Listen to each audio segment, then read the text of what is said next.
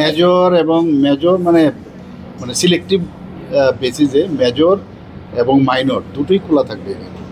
এখন পর্যন্ত আমার কাছে যা দেওয়া হলো, লেবার রুমও এখানে আছে, লেবার রুমও এখানে তৈরি আছে, তাতেই ডেলিভারি হবে।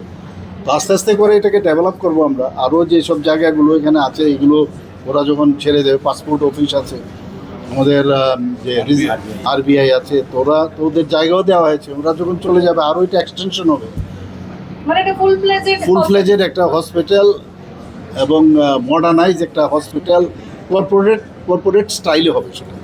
কারণ আমাদের যে হসপিটালগুলো আছে সেগুলো কিন্তু অনেক সময় আমরা একটা গভর্নমেন্ট হসপিটাল মানে এরকম, আমরা এটা চাইছি যে এটা একটা অত্যাধুনিক যে একটা হসপিটাল মানুষের জন্য আমরা সেটা উৎসর্গ করছি। এবং সবচেয়ে বড় বিষয় হচ্ছে এটার যে নামাঙ্কন হয়েছে, যার নামে করা হয়েছে, ডক্টর শ্যামাপ্রসাদ মুখার্জি, উনার নামে কিন্তু আজকে এই হসপিটাল উনার নামে আমরা উৎসর্গ করছি।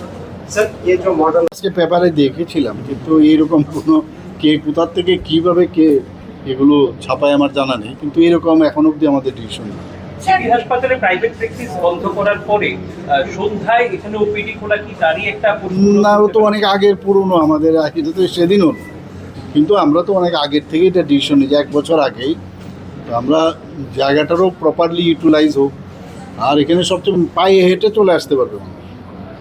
আশেপাশের যারা এরিয়া আছে তারা তো চলে আসবে, তাদেরও একটা নিশ্চিন্ত থাকবে এখন যে আমার বাড়ির কোনো পেশেন্ট যদি কোনো সমস্যা হয় ইমিডিয়েটলি এখানে আসতে পারে। স্যার আপনি বললেন সার্জারি ওপিডি আছে,